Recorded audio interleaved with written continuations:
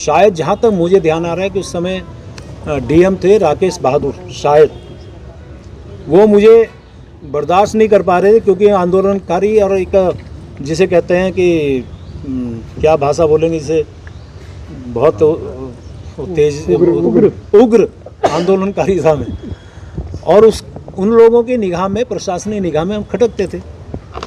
सुभाष गुप्ता आपके पत्रकार साथी उस समय अमर उजाला में थे, वो आज भी हैं, ग्राफिकर में पूछ सकते हैं। उन्होंने मुझे कहा भाई साहब आप यहाँ से चले जाएं।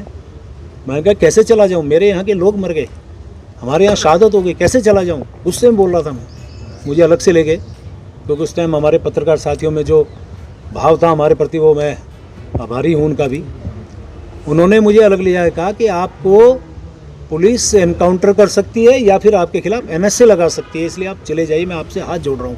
हाथ जोड़ रहा हूँ शब्द कहा उन्होंने, अकेले में ले जाके, और कह रहा कि मैं पैर पकड़ सकता हूँ आपके। ये स्थिति है अब आपके और राजेंद्र शाह के खिलाफ। राजेंद्र शाह के बाद जो हमारे विधायक थे, फिर उनके खिलाफ, आज वो भी नहीं है, उनको भी श्रद्धांजलि दे रहा हूँ, उनके खिलाफ फिर एनएसए लगी थी। फिर वहाँ से मैं गया, खुशहाल सिंह राणा आज भी जिंदा है, उनके यहाँ रुका मैं रात को, पुलिस नीचे घूम रही, मैं उसमें बैठा हूँ। और उसके बाद मैं वहाँ से सुबह सुबह अपनी मोटरसाइकिल से भागा, देखा तो यहीं पे ये जो आपका कांग्रेस भवन है, यहीं से वो बॉडी मुसरू से आई, तो यहाँ पे लोगों ने जाम लगाया, जैसे कैसे बॉडी को जो हरिद्वार तक अंत्येष्टि उनकी होनी थी उनको भिजवाया।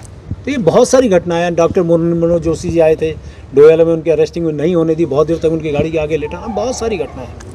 तो मैं ये जो बातें बताई, इसका मतलब सिर्फ इतना है कि जिसने इस आंदोलन, इस उत्तराखंड को बनाने में अहम भूमिका निभाई, लाठियाँ खाई है। कि मेरे पास आज वो फ़ोटो नहीं है, यदि वो फ़ोटो तो मैं आज आपको दिखाता, कि वो फ़ोटो आप देखते तो पुलिस वाले लठ मार रहे हैं, मैं नीचे पड़ा हूँ, रहे एक हाथ से अपने आप को सेव कर रहा हूँ कि बचा लो।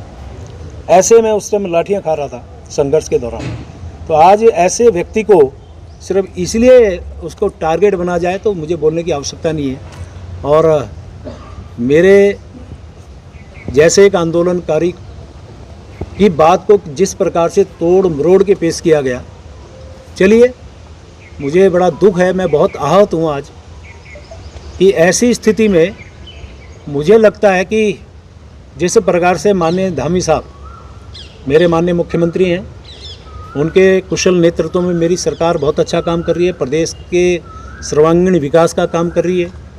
और माननीय मोदी जी का तो क्या कहना, उनके तो आशीर्वाद से हमारा उत्तराखंड राज्य आज नित दूनी 4 गुनी प्रगति की ओर बढ़ रहा है।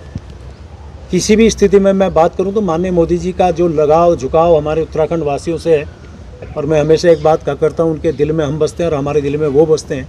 तो वो तो हमेशा हमारे इस प्रकार के नेता हैं जिनको 21 देशों से जिनको सर्वोच्च सम्मान मिला हो, उनका प्यार आशीर्वाद हमारे उत्तराखंड को मिल रहा है। मैं उनका भी बहुत धन्यवाद कर रहा हूँ। और इन सब बातों के बाद जो वातावरण मेरे प्रदेश का बनाया गया, मेरी इच्छा है मेरा प्रदेश आगे बढ़े।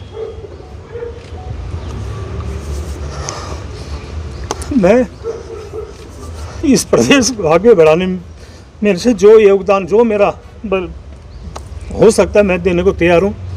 और इसलिए आज मैंने निर्णय लिया है, मैं अपने पद से त्याग पत्र देने माननीय मुख्यमंत्री जी के पास। बहुत बहुत धन्यवाद।